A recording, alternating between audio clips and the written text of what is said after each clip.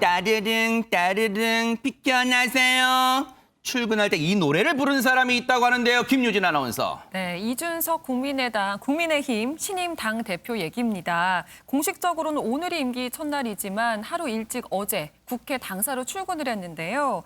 제1야당 대표는 국가의전서열 7위에 해당을 하지만 별다른 의전 없이 자택이 있는 상계동에서 국회의사당역까지 지하철을 타고 이동을 하고 어허. 이후에 국회 본관까지는 따릉이라고 하죠. 서울시 대여 자전거를 이용을 해서 이동을 하면서 화제가 됐습니다. 지금 저 모습이네요, 지금. 맞습니다. 네. 이준석 대표는 정실성과 편리함으로는 서울 지하철 그리고 따릉이가 최고의 이동수단이다라고 얘기를 했는데요. 네. 그러면서 원래는 킥보드도 이용을 했었는데 지금 규제가 심해지면서 따릉이를 택하게 됐다라고 밝혔습니다. 야, 따릉이를 타고 당 대표가, 그것도 제1야당 대표가 출근하는 모습 정말 이채로운데, 일단은 저렇게 출근해가지고요, 김기현 원내대표랑 첫 회동을 했대요. 그 자리에서도 따릉이 얘기가 나왔다는데 한번 들어보시고 이어가 보도록 하겠습니다. 네, 감사합니다. 오늘 따릉이 타고 오셨다면서요? 예, 제가 원래 그 킥보드 타고 다녔었는데요. 킥보드가 각종 규제가 늘어나가지고 이제는 따릉이로 바꿔가지고 타고 다니고 있습니다. 예. 그래 울리더라고요. 제가 백팩 메고 따릉이 타면 별로 안 올 것 같은데 해보시죠 한번. 대표님이 딱 따릉이 타고 백팩 메고 나오니까 딱 어울려. 예, 아이고. 굉장히 당이 젊어지는 것 같아서 아주 좋습니다. 예. 아니 근데 따릉이를 타고 가셨어요? 서울시 대여 자전거? 예, 그거 원래 그 국회가요, 그 따릉이 대여소가 아마 밀도가 가장 높은 곳일 거예요. 그게 정치인은 처음 타가지고 그 이슈화 되는 게 참 저는 문제 같습니다, 오히려. 아 문제라고 보세요? 아니, 뭐, 따릉이 타면 되게 편한데 지금까지 왜 아무도 이용 못했을까, 이런 생각입니다. 정치인들 중에서는. 뭐 일리가 있는 얘기예요. 뭐 꼭 정치인이 고급 세단, 승용차 타고 다니는 것보다는 저렇게 한 번쯤은, 한두 번쯤은 또 자주 이용하는 것도 괜찮을 것 같은데, 근데 박성배 변호사님, 저 이준석 대표가 따릉이를 이용한 것을 일단 좋게 보는 시각도 있는데, 지금 한쪽에서는 문제 있는 거 아니야? 이런 말도 나오고 있다면서요. 그렇습니다. 이 제1야당 대표가 공공자전거를 이용하는 모습을 두고 보기 좋다는 반응이 많은데, 일각에서는 자전거 탈 때 안전모드 착용해야 하는 것 아닌가라는 지적이 나오고 있습니다. 실제로 지난 2018년 9월 관련 법이 개정되면서 이 공공자전거를 탈 때는 안전모를 착용할 의무가 있습니다. 그래요? 그렇지만 안전모를 착용하지 않는다고 해서 과태료 등 처벌 규정을 두고 있지는 않습니다. 즉 의무는 있대 처벌 규정은 없는 상황입니다. 근데 어쨌든 이준석 대표의 저 따릉이 탄 모습에 일단 이런 문제까지 나온다는 것은 그만큼 이제는 이준석 대표의 행동 하나하나가 모든 사람의 관심의 대상일 수밖에 없다. 또 이걸 보여주는 방증 같습니다. 그런가 하면 최진봉 교수님, 이준석 대표의 행보를 보니까 뭐 기존 관례를 깨는 행보들이 많다면서요. 네, 일반적으로 보면 대표가 당선되고 나면 첫 번째 행보로 현충원을 갑니다. 현충원이 두 군데 있잖아요. 서울에도 있고 대전에도 있습니다. 그러네요. 네. 근데 보통은 다 이제 서울에 있는 현충원을 갔다가 여의도 국회로 가죠. 네네. 근데 이준석 대표 같은 경우에는 서울에 있는 현충원을 가지 않고 대전에 있는 현충원을 갔어요. 그래요? 이유가 뭐냐면 네. 대전 현충원에 누가 있냐면 어떤 분들이 모셔져 있냐면 천안함에서 전사하신 장병들이 모셔져 있어요. 그래서 아마 그걸 의식해서 간 걸로 보여져요. 그래서 천안함 연평해전 이런 마리논 이게 다 해군 해병대 다 이제 그 전사자들인데 이분들을 참배하러 갔었고요. 네. 아마 지난번에 그 대표 경선 과정에서도 국방부 앞에서 시위를 하고 있었던 천안함 장병들 그분들 가서 위로하면서 본인이 눈물을 흘린 적도 있었거든요. 그래서 아무래도 보수 정당의 대표이기 때문에 안보 이슈를 좀 끌고 가려는 의도가 있는 것 같고요. 아무래도 천안함에 대해서 뭔가 좀 이슈를 만들어서 그걸 통해서 국민의힘에게 유리한 어떤 환경을 만들려는 의도도 있지 않나 이렇게 보여집니다. 네. 국립대전 현충원을 찾아서 했던 얘기 좀 직접 들어보시고 이어가 보도록 하겠습니다.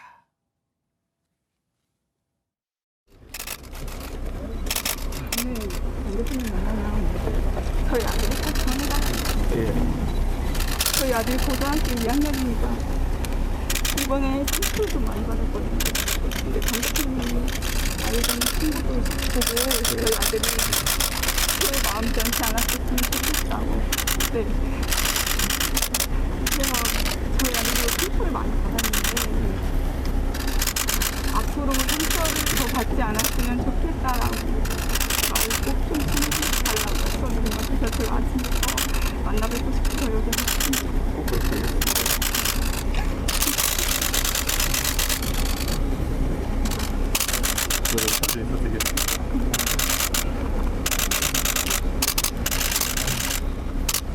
잘 못 챙겼어요.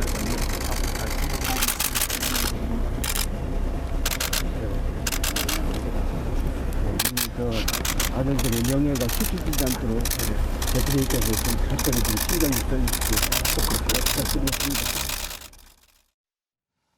저렇게 천안함 희생장병 유족들의 손도 잡아주고 또 그 말에 귀도 기울이고 눈물도 흘리는 이준석 대표의 모습도 보였습니다. 그런데 누리꾼들 사이에서는 장윤미 변호사님, 이준석 대표의 대전 현충원 방명록에도 또 관심이 쏠리는 것 같아요. 그렇습니다. 방명록에 어떤 글귀를 적었느냐 하면 내일을 준비하는 대한민국은 숭고한 희생과 헌신을 잊지 않겠습니다. 라고 그 의미가 충분히 담긴 글을 적었는데요. 좀 화제를 모은 것은 그 글씨체였습니다. 아, 그래요? 예, 보통은 수려한 문체로 정치인들이 많이 적는데 네. 이준석 신임 당대표 같은 경우에는 글씨체가 상당히 삐뚤빼뚤했습니다. 어땠을까요? 예. 네. 그래서 이 필체가 눈길을 상당히 끈 건데요. 지금 보고 이거예요? 네. 계시죠? 아, 예, 네. 그래서 글씨를 매우 잘 쓰는 편은 아닌 것 같은데 이 부분에 대해서 누리꾼들이 아무래도 컴세대라서 그런 것 같다. 그리고 네. 천재는 보통 악필이라고 했는데 그래서 그런가 보다. 내지는 글씨체를 꼬투리 잡지 말고 그 내용이 좋으니까 그 내용을 봐라. 네. 그리고 전공이 그러니까요. 컴퓨터 공학이니까 한번 봐주자. 뭐 이런 반응들이 잇따랐습니다. 그러니까요. 그 누리꾼들 의견처럼 글씨가 아무리면 어떻습니까? 그런데 그 방명록 내용, 진짜 내일을 준비하는 대한민국은 숭고한 희생과 헌신을 잊지 않겠다. 이렇게 의미심장한 내용을 남기기도 했습니다. 그런데 이례적 행보는 여기서 그치지 않는다는 얘기가 있습니다. 네, 그렇습니다. 네. 뭐 그리고 나서 방문했던 곳이 어디냐면 광주예요. 우리가 여기서 다뤘지만 잘 아시는 것처럼 광주에 지금 재개발하는 곳에서 철거 작업 가운데 인재가 발생했지 건물 붕괴 않습니까? 참사가 건물, 났었잖아요. 그렇죠. 네. 거기서 희생자들이 이제 많이 나왔는데 그 희생자들이 합동 분향소를 찾아서 조문을 했습니다. 네. 아마 이제 광주 지역을 찾는다고 하는 의미가 남다를 거라고 생각을 해요. 왜냐하면 이제 잘 아시는 것처럼 이 국민의힘 같은 경우에 이제 호남 지역의 지지율이 이렇게 높지 않은 상황 아니겠습니까? 그런데 김종인 전 비대위원장 같은 경우도 광주를 찾아서 여러 번 무릎 꿇고 사과를 했고 네, 무릎 사과를 그랬었죠. 네. 그래서 이제 국민의힘의 지지율이 호남에서 약간 반등하는 기세를 보이고 있는 상황이에요. 그런 상황에서 이제 호남을 향한 어떤 그 국민의힘의 관심 이런 부분들을 좀 더 많이 표현하기 위한 하나의 방법일 수 있다. 그래서 그런 부분도 사실은 전략적으로 호남을 향한 국민의힘의 어떤 그 전략적인 선택 이런 부분도 함께 포함되어 있지 않나 이렇게 분석이 가능하다고 말씀드릴 수 있습니다. 참 공교롭다고는 할 수 있겠지만 날짜가요. 오늘로 광주 건물 붕괴 참사 희생자 9분의 발인이 모두 끝났습니다. 마무리됐는데 그 유족분들 얼마나 지금 가슴이 새까맣게 타들어가고 황망하고 분통이 터질까요? 가서 정말 그 유족분들의 위로해드리고 손 하나 잡아드리는 게 정말 큰 힘이 됐을 것 같다 이런 생각도 하는데 박성배 변호사님 그 이후에도 지금 이준석 대표가 누군가를 만났다는 것도 또 지금 화제가 되고 있어요. 그렇습니다. 이준석 국민의힘 대표와 안철수 국민의당 대표가 그제 동네 카페에서 번개 모임을 가졌습니다. 그래요? 이 두 사람 양당의 주요 현안인 합당 문제에 관한 의견을 교환했다고 하는데 1시간 정도 대화가 이어졌고 배석자는 따로 없었다고 합니다. 허심탄회하게 이런저런 대화를 나눈 것으로 보입니다. 이날 모임에 대해서 이준석 대표는 합당에 대한 의지가 있다는 공감대 정도만 확인했다고 밝혔고 안철수 대표는 야권의 변화를 바라는 지지자들의 열망을 포함해서 여러 덕담을 해줬다고 밝혔습니다.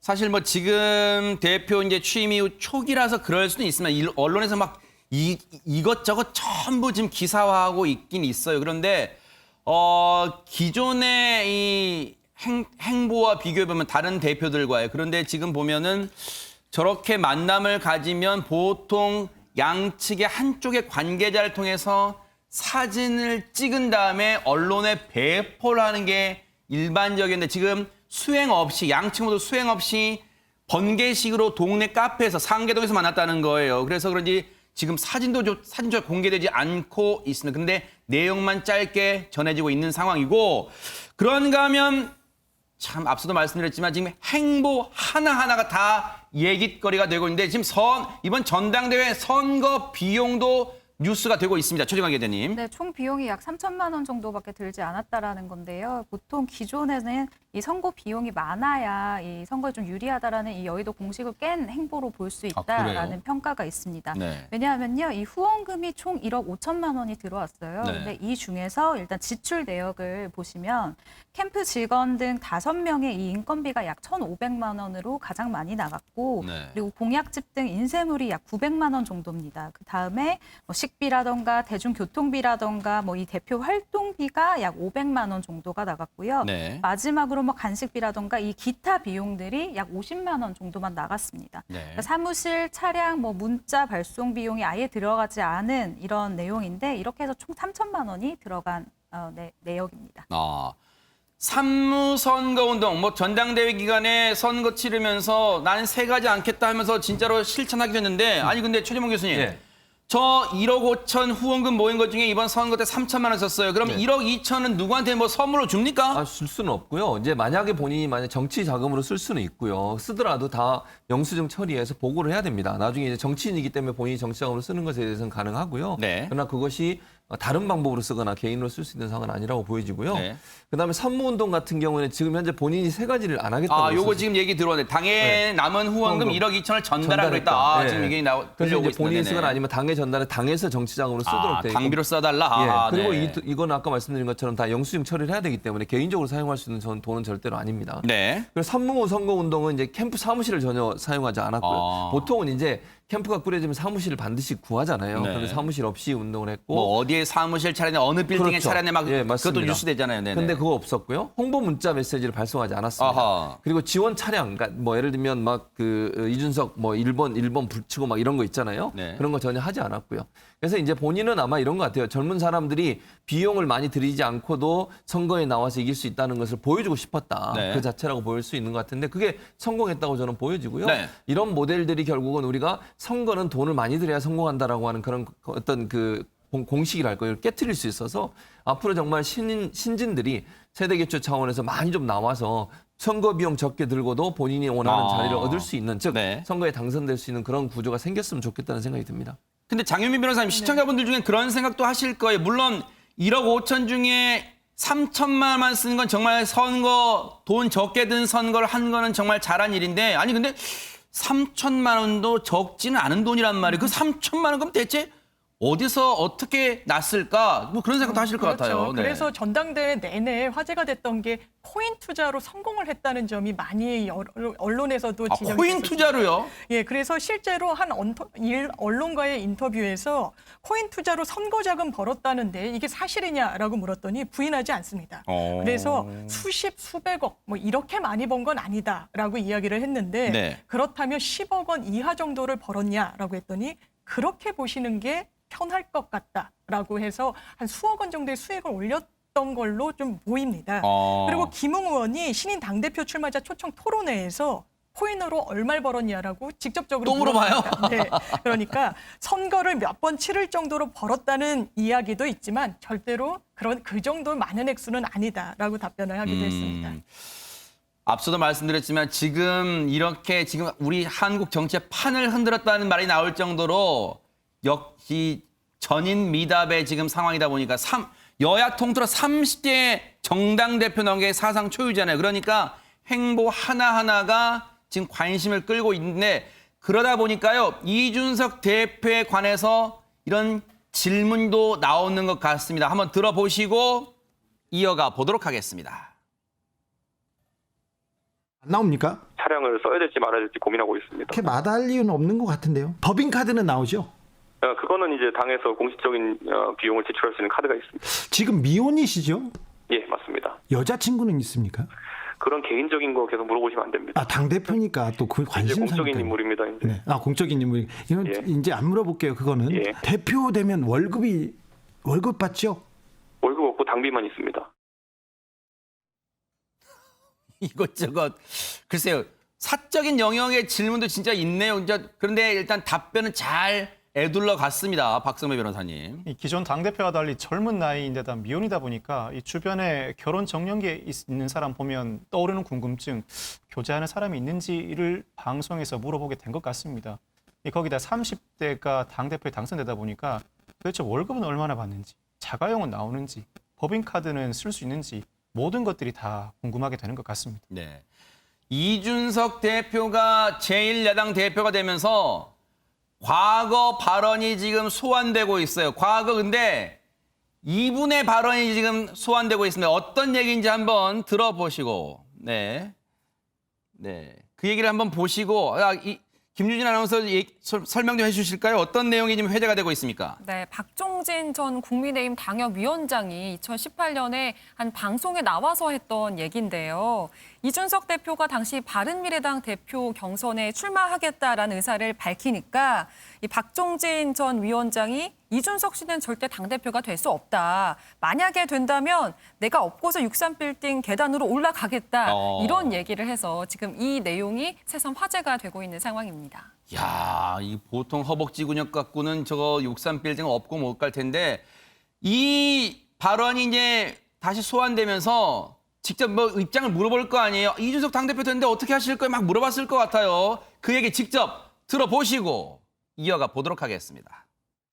그 3년 전에 당대표 되면은 업고 63빌딩 간다고 그러셨는데 이준석 대표 저기 가야 되는 거 아니야? 이렇게 했더니 네. 형님 제가 지금 너무 바쁩니다. 이렇게 통화를 했습니다. 이준석 대표도 의외로 좀 살이 붙었더라고요. 그래서 그 업고 몇 층까지 올라갈지는 몰라도 올라가서 제가 뭐 땀 뻘뻘 흘리고 쓰러지고 그러면 이제 나중에 뭐 엘리베이터로 갈아타더라도 한번 올라가야 되지 않을까 지금 생각하고 있습니다.